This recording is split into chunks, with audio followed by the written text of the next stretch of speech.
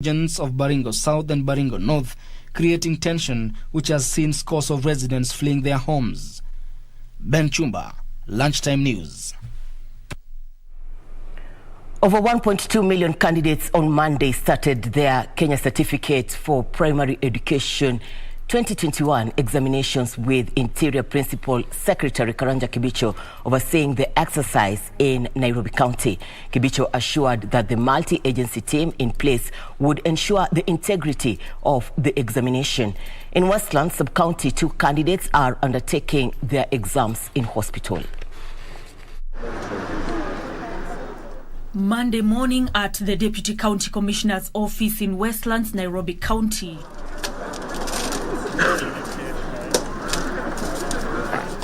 Interior Principal Secretary Dr. Karanja Kibicho oversaw the opening of the examination container and dispatch of examination material to 78 exam managers. Kibicho said all measures are in place to ensure the integrity of the examination as well as the security of learners. We have ensured that there isn't a chance of anyone to tamper with it. You would have to coordinate hundreds of people to succeed, and that has not happened in the last few years. What we are doing is for counties like Baringo is to ensure that at the school itself there is enhanced security in each of the schools. It's unlike here where the security officers just escort and they don't necessarily have to keep guard the whole exam period. Mathematics today, 2 hours, and then after that we shall have English. At St. George's Primary School in Nairobi, candidates were all set as early as 8 a.m. The school that has over 160 candidates is also hosting another 23 from Maxwell Preparatory School and another 20 from Jabali School. The KCPE exams have kicked off seamlessly. We are having 3 centers accommodated here. There is enough space in this place to accommodate all the 3 centers. The exercise at this center was overseen by NEC Chief Executive Officer David Njengere and the Nairobi Regional Commissioner William Thuku. The officials gave an assurance that the exercise began smoothly, with 2 candidates undertaking the examinations at hospital in Westland Sub-County. There are people who are going to those hospitals to administer the exam there. So the issue has been taken care of.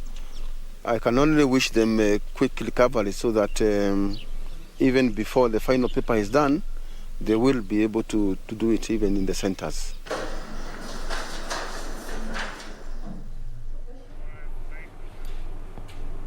15 inmates at Kitwe Prison are among 42,649 candidates sitting for the 2021 Kenya Certificate of Primary Education exams in Kitwe County. One of the inmates writing the exam, which kicked off early this morning, is serving a life sentence. The other 14 are serving shorter jail terms. Hilo Ibrahim Hassan, the warden in charge of Kitwe Prisons, said the correctional facility gave willing inmates a chance to continue with their studies. Hassan is confident the inmates will excel in the national exam. Kitwe County has 1,200 KCPE examination centers.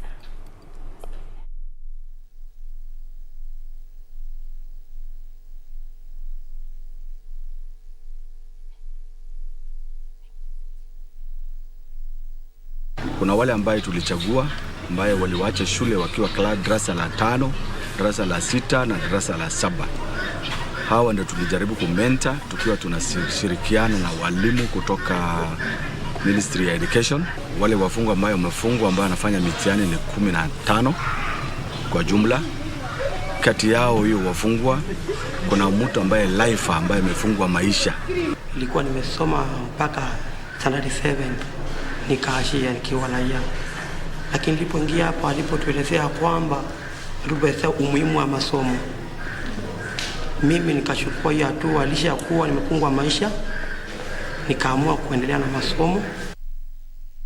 Now to the county of Kisumu, the Kenya Institute of Curriculum Development Chief Executive Officer Professor Charles Ongondo says the government is not taking any chances in the efforts to uphold the integrity of the 2021 Kenya Certificate of Primary Education examinations that are underway countrywide. Professor Ongondo, who was supervised the opening and subsequent distribution of examination materials in Kisumu, says every examination center is managed by a multi-agency team mandated to safeguard the exams.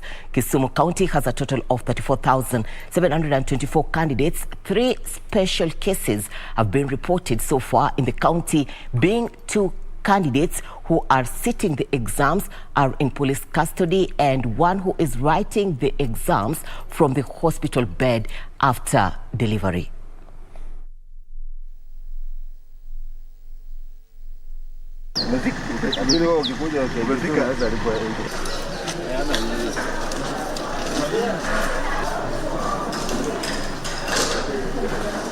It's a very busy year for government. We will have 5 national examinations, beginning with this one, KCPE. Then next week, from the 14th, we start KCSE. Remember, these are 2021 examinations. Come December, we shall have a national assessment for grade 6. These are children who are joining grade 6 in April 25th. Then we shall have the 2022 KCSE exam, the 2022 KCPE exam.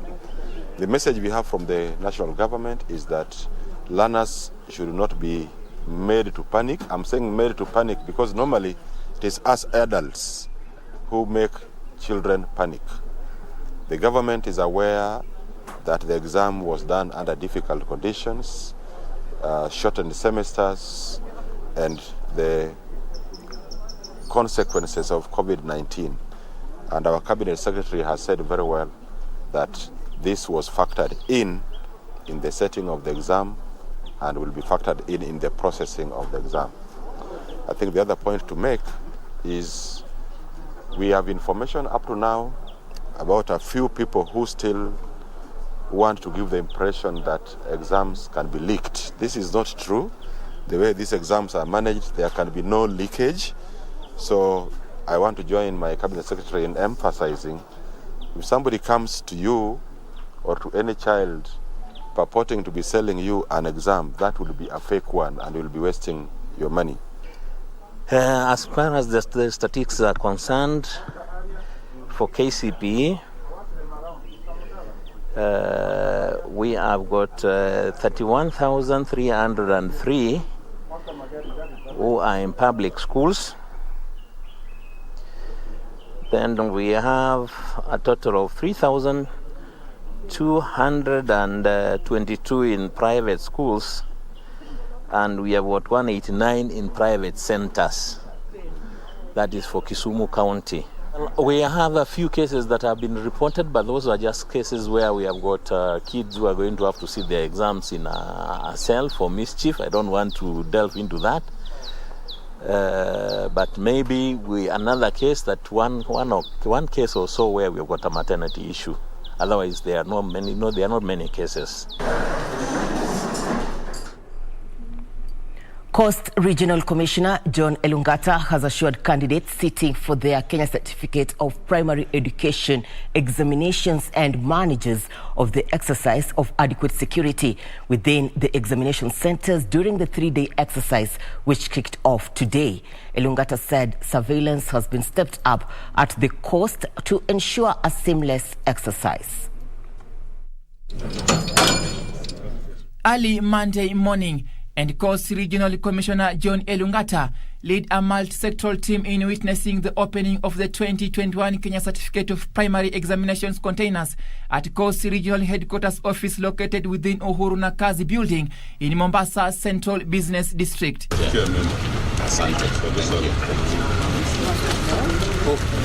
Elungata said the government has put in place watertight measures to curb exam malpractices, and exam managers will be required to do a roll call of all candidates. We have restored the integrity of Kenya's exams, and we shouldn't lose it. now that we are advancing in it. You know, every time I think those who are benefiting from exam leakage, for some time they have kept thinking that, you know, when will these rules be relaxed so that we can go back to what we used to do. He at the same time assured candidates in Lamu County of enhanced security during the 3-day exercise. And so we want to urge our candidates to believe in what they have been taught in the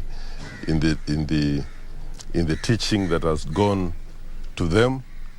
They should also believe in their own God and be sure and be happy with the results they'll get. Of course, we wish them all the best. We want to see all our candidates pass.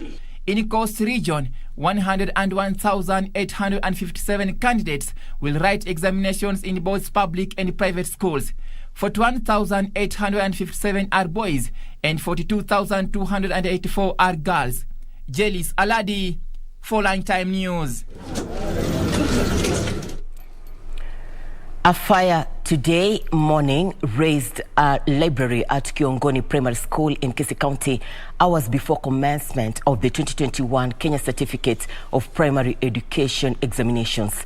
Basic Education and Early Childhood Principal Secretary Julius Juan said the early morning inferno affected the smooth facilitation of the exams. Meanwhile, a standard 8 pupil from Etango Sub-County is writing her national examinations from the maternity ward after she delivered on the eve of the KCPE examinations.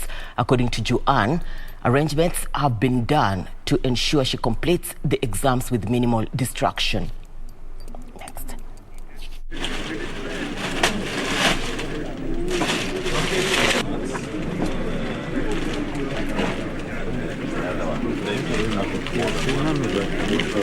A female student in Etango Sub-County who delivered yesterday. The delivery was normal. The candidate is stable. Is at KCPE level 6 Hospital. Again, arrangements have been made to ensure that she takes her exams because she has indicated that she's ready to take the exams. In Kiongongo Primary School in Kitutu Central, where we had a fire incident at 2:30 a.m. We are told that the fire started from an accident in one of the classrooms next to the library. We are going there. Despite the challenges, we wish each and every candidate nothing but the best of luck as they sit for the national examinations. To other concerns, Teso Cultural Union has elected prominent businessman Paul Sunday Emolot as interim leader following the demise of Paramount Chief Papa Augustine Osuban Lemukol last month. The interim cultural leader will serve as king in acting capacity for 6 months until a new Paramount Chief is elected on 30th of July this year. Business came to a standstill in the outskirts of Soroti, eastern Uganda, following the return of the Teso Cultural Union interim caretaker King Paul Sunday Emolot. The interim king was flagged off by local dancers from Kumi district with a fleet of cars and border riders. Upon arrival at his home, Emolot was received with a dance by local artists from the Karamojong community.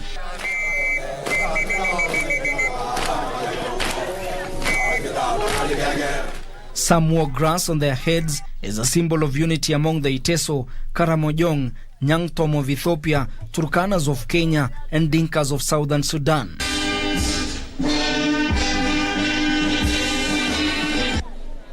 Before his election, Emolot was the Teso Cultural Union chairman. From the Muslim faith? According to the Teso Cultural Union's constitution, once the king dies, the chairman will assume office and exercise all the powers bestowed upon the office of the king. I know we shall take over from where the late Papa left from. This time, this union is going to go to a different level, higher than where it is today. Emolot said he was up to the task of uniting the Teso who are spread across Kenya, Uganda, South Sudan and Ethiopia. Ben Chumba, Lunchtime News. On a political note now, the United Democratic Alliance has assured aspirants seeking to fly the party's flag of a free and fair nomination process. The party's National Election Board Vice Chairperson Umi Bashir, who spoke in Garissa, said there will be no direct tickets. United Democratic Alliance has allayed fears that the party primaries will not be free and fair. Our nominations will be free and fair. And in an instance where, as we all know, Northeastern has a tendency of settling for negotiated democracy, as a party, as long as there is only one aspirant contesting for a particular ward or constituency or county, we shall not have primaries. But in an instance where there are two or more candidates, aspirants, then definitely we shall go for primaries.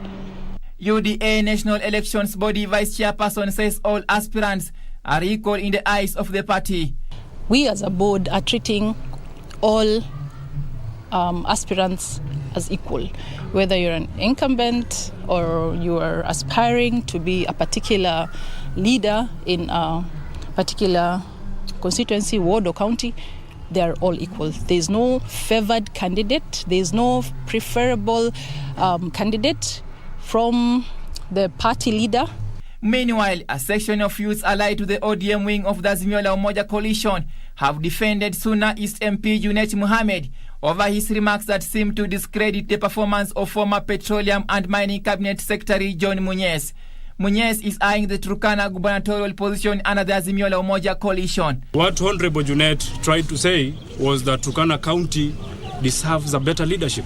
Some people went and misquoted him to mean that he meant that alikuwa anadharau leadership ya Turkana. Azimio as a coalition has a responsibility of making sure that the party ticket, or rather the flag bearer of the Azimio coalition, is going to be a leader that is tested, that is proven to be having a track record. The youth led by former Turkana University Student Association leader Dominic Lotam claims Junet's remarks were taken out of context and his remarks did not in any way undermine the unity of Azimio la Umoja. Jelis Aladi for Lunchtime News. Former Chief Administrative Secretary in the Ministry of Environment and Forestry, Mohammed Ibrahim Almi, says he will implement development projects under devolution in Wajir should he be elected as governor. Almi spoke during the launch of his gubernatorial bid at Orahei grounds. He said he is best suited for the job. Former Chief Administrative Secretary in the Ministry of Environment and Forestry, Mohammed Ibrahim Elme, will be vying for the Wajir gubernatorial seat on an Orange Democratic Movement ticket. Kila sub-county itakuwa na wafanyakazi yake, contract itafanywa huko, watalipwa huko. Ukifanya kazi yoyote ya county, lazima unalipwa kwa wakati ile mlikubaliana. Hakuna kuchukua hongo, hakuna 10%, hiyo itakwama mwaka hii inshallah. Elmi said he will bank on his vast experience and track record as an administrator to manage the region if elected. Huwezi kila wakati watu wanachukua 10% badala ya kufanyia watu pesa. Pesa ikuwe halali. Pesa iwe ya huduma. Mambo yote alifanya na bilioni 2. Yale mengine yote amefanya na bilioni 4. Akipewa bilioni 9 za Wajir, hatutafanya Wajir ikuwe kama Dubai. Sababu sisi tukikuwa wizara ya viwanda, alikuja akajenga kichinjio kubwa sana. Na najua mkimweka kama governor, hicho kichinjio kitakuwa revived such that ng'ombe wenu na mbuzi watakuwa kichinjwa hapa, muna export mpaka Middle East. Ni mzee mwenye maono, ni mzee mwenye mipango, ni mzee mwaminifu ambaye mnaweza amini na rasilimali zenu. The implementation of the competency-based curriculum is taking shape, with schools around the country fully implementing the new curriculum, even as parents decry the lack of resources in some schools. The director of Olympic Group of Schools, Zachary Onduso, says teachers are undergoing extensive training on CBC to equip them with the requisite skills to implement the curriculum. He was speaking during the graduation ceremony of pre-primary level pupils at the school in Nyamache sub-county. KBC ambao umeletwa hivi juzi na serikali, na tumejipanga vizuri ili watoto wetu wapate yaliyo mema na kwa namna ya kipekee jinsi ambavyo CBC yenyewe inahitajika, na walimu karibu 8 ambao tumewatuma waende wajaribu kujifunza CBC hivi kwamba mwaka huu watakaporudi watarudi tena kusaidia hawa walimu wengine. Lakini mara kwa mara tunakuwa na semina ambazo zinaandaliwa na serikali, na hata sisi wenyewe humu shuleni huwa tunaandaa semina za kuwafundisha walimu wetu namna ambavyo wanaweza kutekeleza mfumo mpya wa elimu wa CBC. Glad you're watching the Lunchtime News. We are taking a short commercial break. We'll be back with more, including news-making headlines in the world of business and sports. Stay with us. Counting losses after hectares of their plantation was razed down by fire whose cause is yet to be established. The inferno that broke out at 8 p.m. affected sugarcane plantations at Mapasi, Oletenke and Ahero in Keyan Ward, Narok County. The farmers are calling on the government to investigate the cause of the fire. The farmers, who lamented over loss of livelihoods from their heavy investment, blamed Transmara Sugar Factory for placing a cap on non-harvesting of torched cane. Tunaomba factory hii shida ikitokea nao wajali wananchi. Wajali ya kwamba wakati miwa. Washauri mtu alikuwa hajapanda alafu apata hasara. Mkulima anapochomewa miwa kiwango hiki inakuanga ni hasara, maana factory wanapochukua inakuwa mbaya, maana wanakata gharama ya juu sana, na wamepitisha sheria kwamba ikiwa miwa itachomwa ama ikiwa miwa itashikwa na moto, basi hawa hawatachukua hatua ya kukata hiyo miwa wala hawatakupa namna ya transport. They suggested the factory should post more inspectors to ensure mature cane is harvested to avert the risk of occasional fires witnessed in the area. Ile tungeomba kwa wale wahusika wa factory ni kwamba wapo miwa itachomeka wachukue hatua ya kutukatia miwa na kupeleka pale na watoe zile charges yao ili mkulima asienda hasara. Sehemu ambao ni karibu na boundary. We don't have a lot of time, right? We've made the government has made some commitments in their nationally determined contributions. We want to be shooting for net zero by 2030 on all new buildings. So we have less than 8 years to get there. So I think we have to now be looking at working at an accelerated pace. At the 10-year anniversary of the Kenya Green Building Society, players also highlighted county governments as low-hanging fruits in the country's efforts to reach net zero by the year 2030, which is less than 10 years away. However, policy change and favourable legislation stand in the way of progress. For me, the built environment has a huge impact on greenhouse gas emissions and climate change. Today, if you're going to get a building approval, you're not going to ask for your carbon footprint. You're just going to ask for your structural plans and, what provisions have you put, for example, waste, if you've put a septic tank. Now, the danger of that is that you find that somebody is building all the way in Kisumu and is importing his stones from Thika. Number one, that increases his cost for building, and also it increases his carbon footprint. Yes, we're calling on county governments, especially their ministries of infrastructure and planning. We're calling on them to be very active when doing their spatial planning. For a project to qualify for financing through a green bond, the issuer has to commit to issuing the money only for green projects. The Treasury set the stage for guaranteeing counties in raising cash through the Nairobi Securities Exchange and other international capital markets after publishing guidelines on borrowing by devolved units in early March. Alana Oko, Lunchtime News. Financial services provider Jubilee Holdings has completed the acquisition of additional 10% stake in undersea cable services provider Seacom.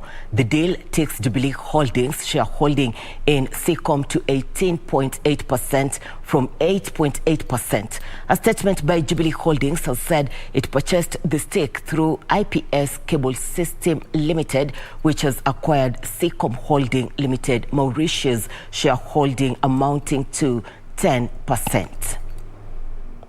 Launched Africa's first broadband submarine cable system along the continent's eastern and southern coast in 2009.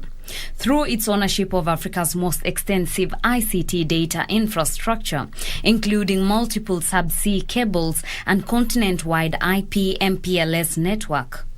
Jubilee Holdings has purchased an additional 10% stake in Seacom, which increases JHL's shareholding in Seacom from 8.8% to 18.8%.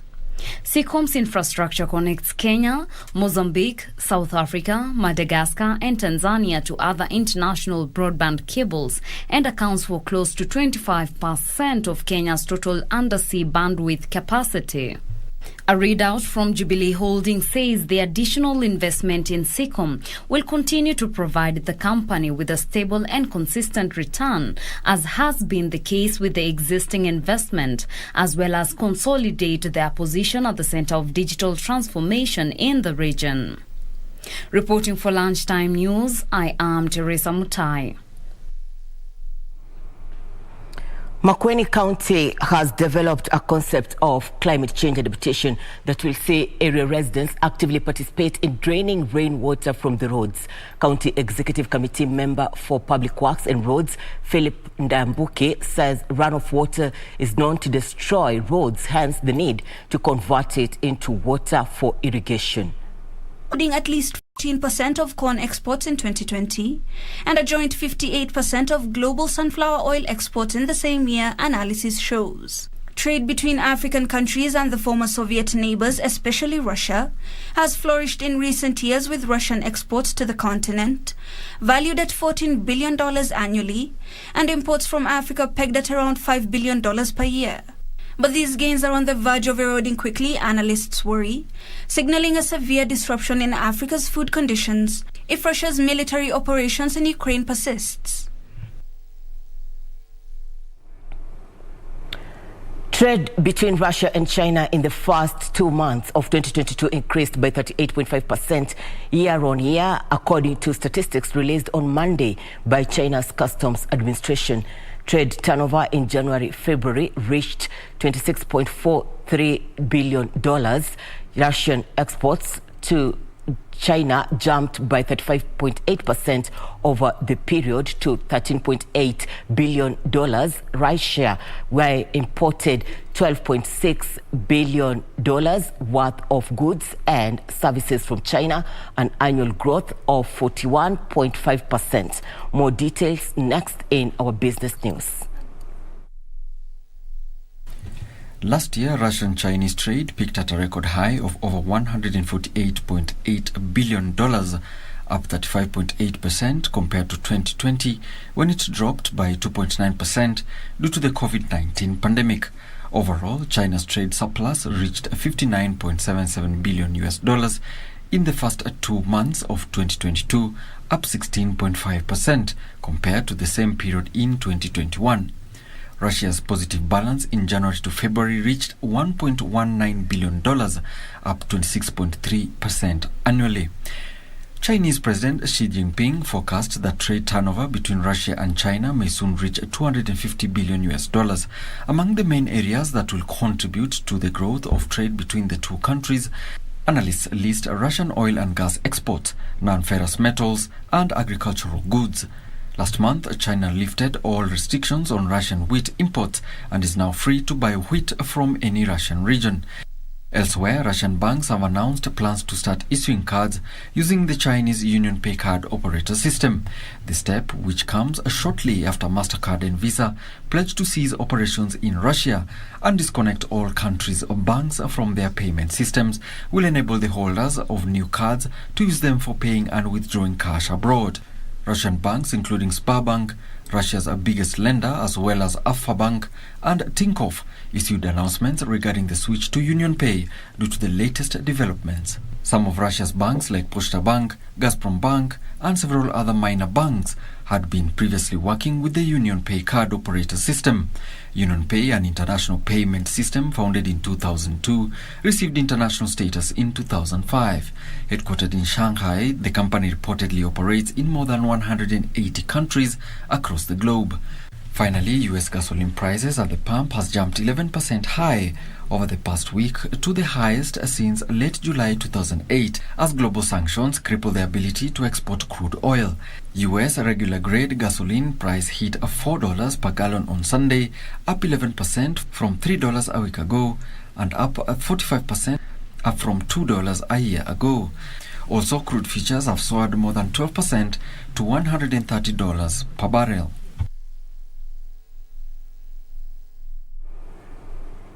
Equity Group has unveiled 678 billion shillings regional private sector economic recovery and resilience stimulus package to over 5 million small and medium enterprises in agriculture, manufacturing, trade and investment in the eastern and central region in the next 5 years.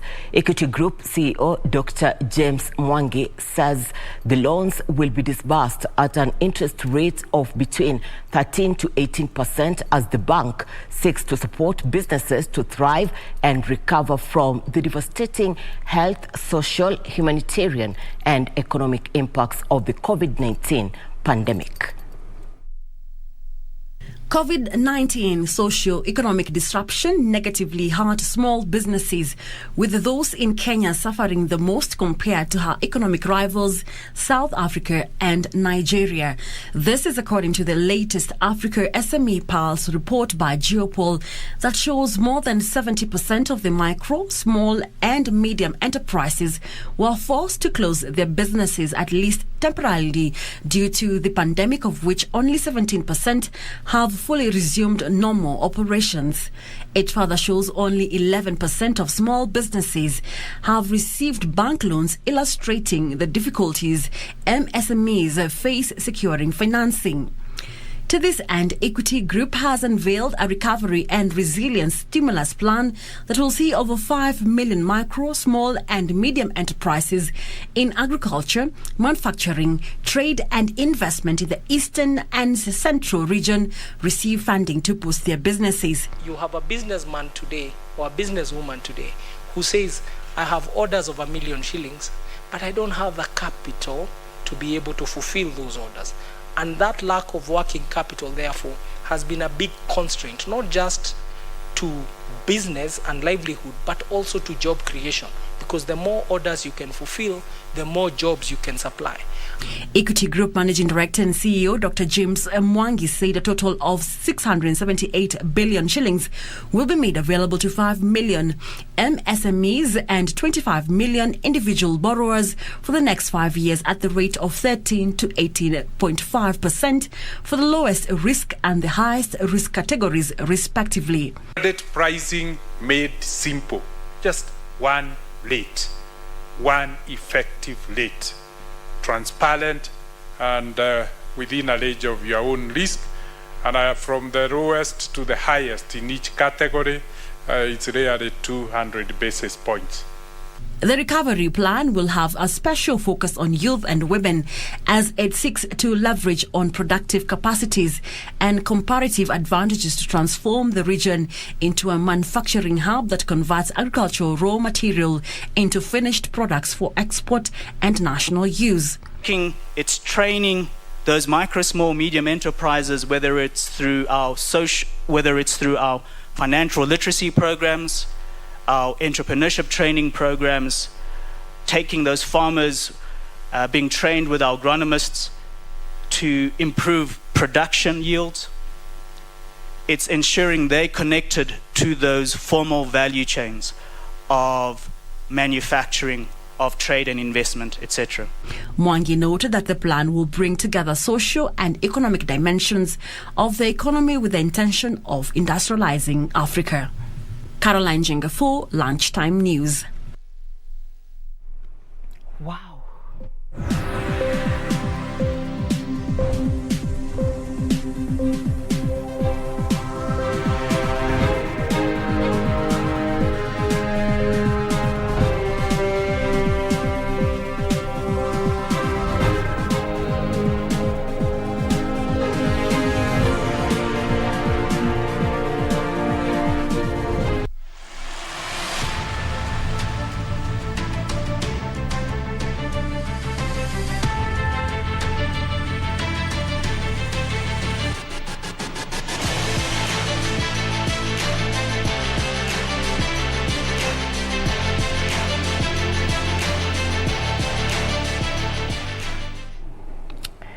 All right, let's play. Time for Channel 1 Sports News. 2-meet records were shattered as Bandari and Aga Khan Academy Mombasa swimmers bagged the lion's share of medals during the Coast Invitational Short Course and Relay Swimming Championship at Bandari Maritime Academy. The championship was used to prepare swimmers and military vehicles. The International Gymnastics Federation, FIG, has opened